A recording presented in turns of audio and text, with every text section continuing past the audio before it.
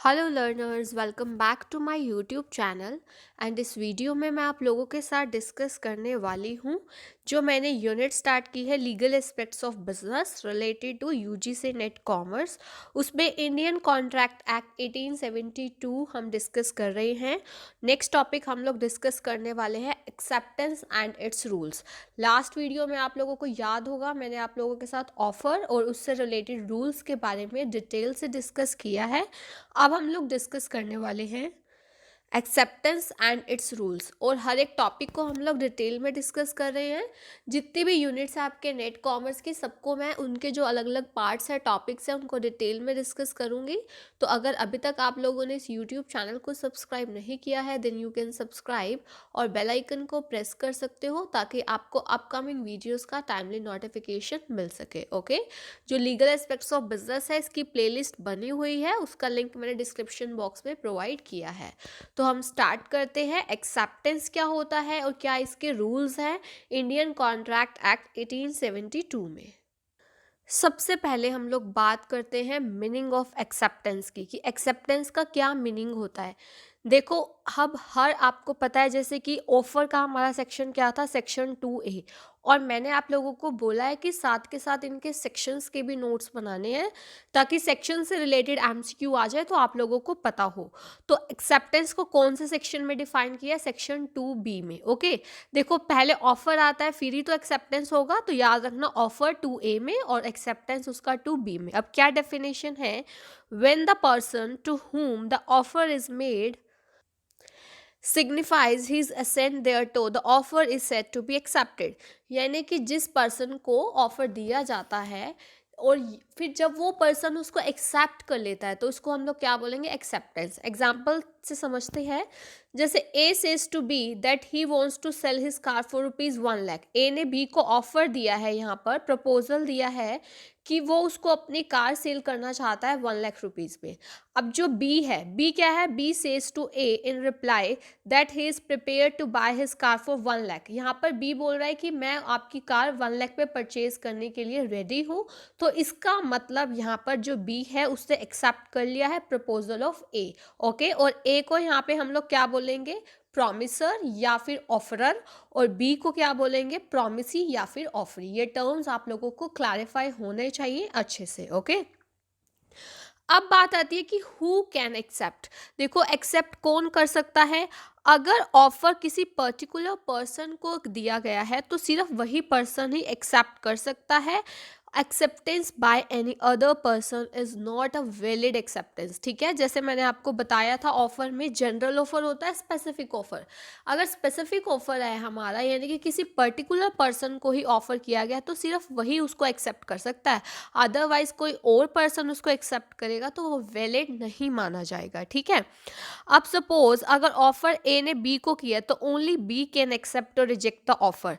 लेकिन अगर ये जनरल ऑफर हो, जनरल ऑफर मतलब कोई भी इसको एक्सेप्ट कर लेता है, तो अगर जनरल ऑफर हो तो एनीबडी कैन एक्सेप्ट इट। तो ये इसका रूल था। ओके, अब हम बात करते हैं इसके रिगार्डिंग। एक केस है तो आप लोगों को केसेस भी पता होने चाहिए कि किसके रिगार्डिंग था। थोड़े बहुत आपको जैसे क्या होगा, नॉलेज होगी तो डीप पे भी क्वेश्चन आता है तो आप लोग आंसर कर पाएंगे। ठीक है, बॉल्टन वर्सेस जोन्स का केस पढ़ते हैं। इसमें क्या था, एक जो मर्चेंट था उसने अपना बिजनेस उसके मैनेजर बॉल्टन को सेल कर दिया था। पहले कौन था, वो खुद ओनर था, लेकिन अब उसने अपने मैनेजर बॉल्टन को सेल कर दिया। अब जिस दिन बिजनेस सेल हुआ उस दिन एक पुराना कस्टमर क्या जानता था कि मर्चेंट जो था जिसने बिजनेस सेल किया वही ओनर है। ठीक है, कौन है old customer, Jones, who didn't know that the business had been sold. उसको पता नहीं था कि बिजनेस सेल हो चुका है, तो उसने अपनी रिक्वायरमेंट जो उसको चाहिए था गुड्स का वो ऑनर्स के नेम पे। ठीक है, ऑनर कौन था, जो मर्चेंट जिसने सेल हो गया था, वो मतलब चेंज हो गया था। अब न्यू ऑनर जो था Bolton, without informing the customer. अब यहाँ पे जो बॉल्टन था उसने कस्टमर को इन्फॉर्म किए बिना कि ऑनरशिप अब चेंज हो चुकी है, उसने गुड्स को डिस्पैच कर दिया एज पर द ऑर्डर और पेमेंट के लिए बोला। लेकिन जॉन ने रिफ्यूज कर दिया। क्यों, क्योंकि अब इसमें क्या था, उसको तो पता ही नहीं था, तो कोर्ट ने क्या डिसीजन लिया कि जो बोल्टन है वो फोर्स नहीं कर सकता जॉन को टू पे फॉर द गुड्स, क्योंकि देखो ऑफर किसको किया गया था, प्रीवियस ओनर, पहले वाले ओनर को, जो who owed money to Jones, और वो वाला जो पहले वाला ओनर था उसने पैसे देने थे जोन्स के, ठीक है। और अब एक बात बताइए, यहाँ पर बोल्टन एक्सेप्ट कर ही नहीं सकता था। अभी मैंने आपको बताया जब पर्टिकुलर पर्सन को ऑफर किया गया है तो सिर्फ वही पर्सन उस चीज़ को एक्सेप्ट कर सकता है। यहाँ पर क्या था, वो जो जॉन्स था उसने किसको दिया था, जो पहले वाला जो मर्चेंट था उसको यहाँ पे ऑफर दिया था, बट एक्सेप्ट इस किसने कर लिया, बोल्टन ने, ठीक है। तो यहाँ पे तो कोई कॉन्ट्रैक्ट ही नहीं बनता उनके बीच में। तो ये चीज़ बस आपको यही बताना है कि अगर स्पेसिफिक ऑफर हो तो जिस पर्सन को ऑफर किया जाए वही पर्सन एक्सेप्ट कर सकता है, दूसरा पर्सन एक्सेप्ट नहीं कर सकता, क्योंकि अगर ऐसा होगा तो वो वैलिड एक्सेप्टेंस नहीं होगा। ओके, अब बात करते हैं रूल्स क्या है हमारे एक्सेप्टेंस के। तो सबसे पहला रूल है कि जो एक्सेप्टेंस है वो एब्सोल्यूट एंड अनकंडीशनल होना चाहिए। यानी कि देखो इसमें क्या है कि अगर आप लोगों को कोई ऑफर दिया गया है, ठीक है, तो आपको उसको अनकंडीशनली एक्सेप्ट करना है। ऐसा नहीं होना चाहिए कि वो क्या है, कंडीशन पे बेस्ड है। अब देखो टर्म्स ऑफ एक्सेप्टेंस अगर डिफरेंट है टर्म्स ऑफ ऑफर से तो इसको हम लोग काउंटर ऑफर बोलते हैं। अब देखो एक टर्म आपको समझ आएगी यहाँ पे, काउंटर ऑफर। देखिए काउंटर ऑफर का मीनिंग क्या होता है यहाँ पे, इसको एग्जांपल से समझिए। ए ने बी को बोला कि वो उसको वॉच सेल करेगा 1000 में, ठीक है, कितने में सेल करेगा, 1000 में। और बी कहता है कि वो इसको 800, यहाँ 3800 नहीं 800 में परचेज करने के लिए रेडी है। अब एक बात बताइए, अब यहाँ पे उसने कंडीशन लगा दी ना, ए ने बोला कि वो उसको मतलब बी को अपनी वॉच सेल करना चाहता है 1000 में, बट बी ने बोला कि वो रेडी है बाय करने के लिए, बट कितने रुपए में, 800 रुपए में। तो यहाँ पे अब कंडीशन लग गई। अब ये क्या हो जाता है, इसको हम काउंटर ऑफर बोलते हैं। अब यहाँ पर बी की तरफ से ए को काउंटर ऑफर हो गया है, ठीक है। तो जब काउंटर ऑफर किया जाता है तो ओरिजिनल ऑफर वैलिड नहीं होता, ये चीज़ समझनी जरूरी है। देखो जो जो टर्म्स आपको पता चल रही हैं साथ के साथ उसको नोट जरूर करना है, ठीक है। जब तक कि जो काउंटर ऑफर जो है ओरिजिनल ऑफरर एक्सेप्ट नहीं कर लेता, ओरिजिनल ऑफरर कौन था, ए, तो तब तक कोई भी एग्रीमेंट नहीं होगा। तो सिंपल सी बात है, एक्सेप्टेंस कैसी होनी चाहिए, एब्सोल्यूट और अनकंडीशनल, अदरवाइज वो क्या बन जाता है, काउंटर ऑफर बन जाता है।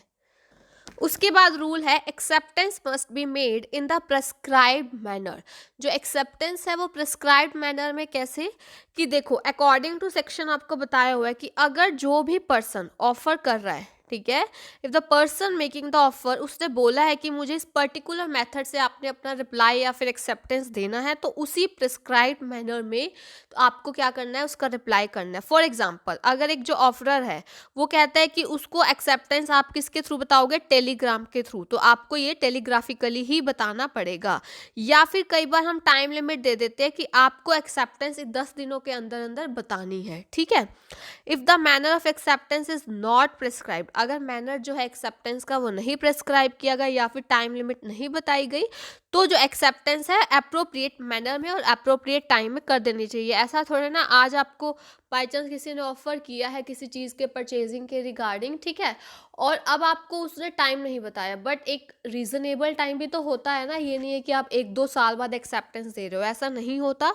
वो केस स्पेसिफिक होता है, अगर मतलब जो केस होगा उसी के अकॉर्डिंग अप्रोप्रिएट टाइम वगैरह डिपेंड करेगा, ठीक है। थर्ड है हमारा रूल, द प्रपोजर जो ऑफर है can not prescribe the method of refusal, यानी कि मना करने का मेथड वो नहीं बता सकता है। अभी हमने सेकंड पॉइंट में किया कि किस टाइप से एक्सेप्टेंस करना है वो बताया जा सकता है, बट रिफ्यूज़ल का method can not be prescribe. देखो इसको एग्जाम्पल से समझते हैं। फॉर एग्जाम्पल ए बी को बोलता है कि वो उसको अपनी कार सेल करना चाहता है 1 लाख में, ठीक है, और ये भी लिख देता है कि अगर ए को पोस्ट में मतलब आपने दोबारा रिटर्न में पोस्ट पे कोई भी रिप्लाई नहीं आया तो मैं ये मान लूँगा कि आप जो है कार को परचेज करने के लिए रेडी हो गए हो। देखिए यहाँ पर जो है बी बाउंड नहीं है रिप्लाई करने के लिए, ठीक है, और अगर ए जो है बी का लेटर रिसीव नहीं करता इसका मतलब ये नहीं है कि उसने उसका ऑफर एक्सेप्ट कर लिया, ये ऐसा कभी भी नहीं होता। रिफ्यूज़ल यानी कि नॉन एक्सेप्टेंस का आप मेथड प्रेस्क्राइब नहीं कर सकते। उसके बाद है an offer once rejected can not be accepted until it is renewed. मतलब एक ऑफर को पहले तो आपने रिजेक्ट कर दिया, ठीक है, लेकिन आप उसको बाद में तब तक एक्सेप्ट नहीं कर सकते जब तक कि उसको रीन्यू ना कर दिया जाए, क्योंकि अगर एक रिजेक्टेड ऑफर होता है वो डेड ऑफर बन जाता है, उसको रिवाइव करना पड़ता है, रीन्यू करना पड़ता है। फॉर एग्जांपल ए कहता है कि वो 100 क्विंटल्स ऑफ शुगर बी को मतलब ऑफर करता है एट 1000 पर क्विंटल, और बी क्या कहता है कि वो खरीदने के लिए तैयार है लेकिन उसने रेट में मॉडिफिकेशन कर दिया 750 पर क्विंटल। इसका मतलब बी ने रिजेक्ट कर दिया ए का प्रपोजल। अब जो है बी फिर बाद में उसको बोलता है कि वो रेडी है, ठीक है, वो रेडी है कि 1000 पर क्विंटल दोबारा से मतलब वो उसको रिप्लाई करता है। पहले तो बोल दिया था 750 में, फिर उसने इसका मतलब रिजेक्ट ही कर दिया, एक टाइप का काउंटर ऑफर हो गया। फिर वो बाद में उसको बोलता है कि मैं रेडी हूँ 1000 रुपीज़ पर क्विंटल परचेज करने में। यहाँ पर जो ए है नॉट बाउंड बाय इट, क्यों नहीं है बाउंड, क्योंकि जो ए का ओरिजिनल ऑफर था वो उसने बी ने रिजेक्ट कर लिया था, ठीक है। अब जब सेकेंड कम्युनिकेशन बी ने भेजा है तो ये एक टाइप का एक नया प्रपोजल है, और वो भी फ्रॉम बी, क्योंकि अब बी ने उसको बोला है कि अब वो रेडी है, ठीक है। ये चीज़ ध्यान रखना कि an offer once rejected can not be accepted until it is renewed. उसके बाद आता है हमारा acceptance must be communicated to the offerer, यानी कि जो एक्सेप्टेंस है वो ऑफरर को कम्युनिकेट करना ज़रूरी है, ठीक है। अब ये नहीं है कि आपने मन ही मन सोच लिया कि हाँ हमने ये एक्सेप्ट कर लिया। अब इसका आप एक केस देखिए, यहाँ पर देखिए, मैं अभी आपको कराती हूँ इसके बारे में केस जो है हमारा ब्रॉकडन वर्सेस मेट्रोपॉलिटन रेल कंपनी का है, ठीक है। इसमें क्या था कि ए ने जो है, ठीक है, ए ने क्या था, एक एग्रीमेंट क्या किया, बनाया, ड्राफ्ट किया। A draft agreement, sorry A ने नहीं, एक ड्राफ्ट एग्रीमेंट था relating to supply of coal was sent to the manager of the company.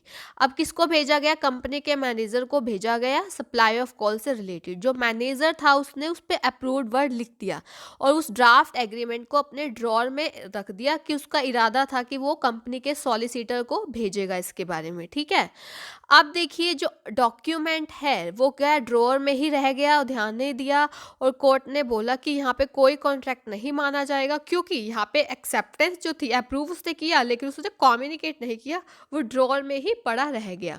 ये चीज़ आप लोगों ने ध्यान रखनी है, ठीक है। लेकिन कुछ केसेस ऐसे होते हैं जहां पर कम्युनिकेशन ऑफ एक्सेप्टेंस जरूरी नहीं होता, क्योंकि देखो एक जनरल ऑफर होते हैं ना हमारे, जैसे अब आपने जैसे इसमें ना एक एग्जांपल है आपका केस है उससे क्लियर होगा, कार्लिल वर्सेस कार्बोलिक स्मोक बोल कंपनी, ठीक है। ये जो कार्बोलिक स्मोक बोल कंपनी थी उन्होंने क्या बोला था कि आप उनके पास जो मेडिसिन थी स्मोक बोल्स, उन्होंने बोला कि अगर कोई भी पर्सन इन स्मोक बोल्स को हमारे इंस्ट्रक्शंस के अकॉर्डिंग यूज़ करता है तो वो उसको इन्फ्लुएंजा नहीं होगा, ठीक है। तो एक लेडी थी कार्लिल, उसने smoke bowl of the company को यूज़ किया अकॉर्डिंग टू द डायरेक्शंस, लेकिन फिर भी उसको इन्फ्लुएंजा हो गया।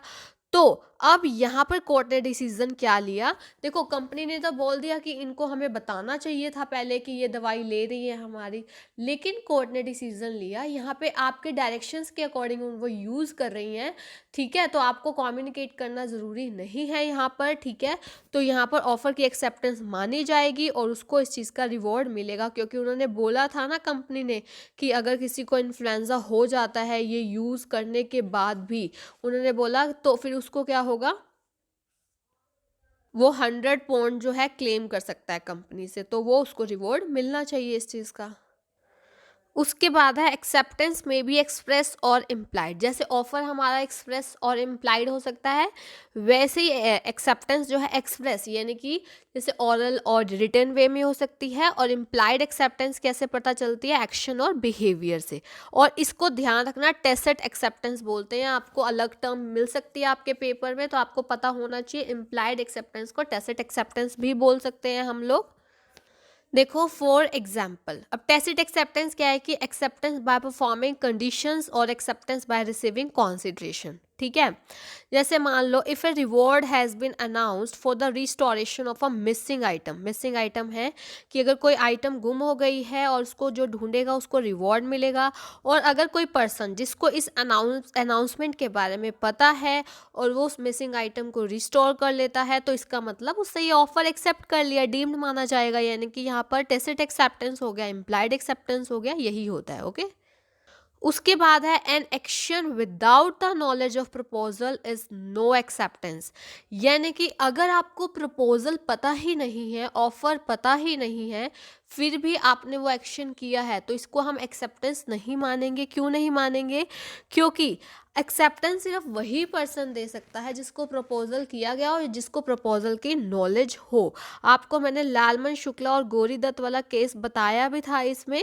आपको लास्ट टाइम जो मैंने वीडियो करवाया था आपको ऑफर से रिलेटेड, उसमें मैंने आपको डिटेल में बताया था लालमन शुक्ला और गौरी दत्त वाला केस। जो लालमन था एम्प्लॉय था गौरी दत्त का, ठीक है।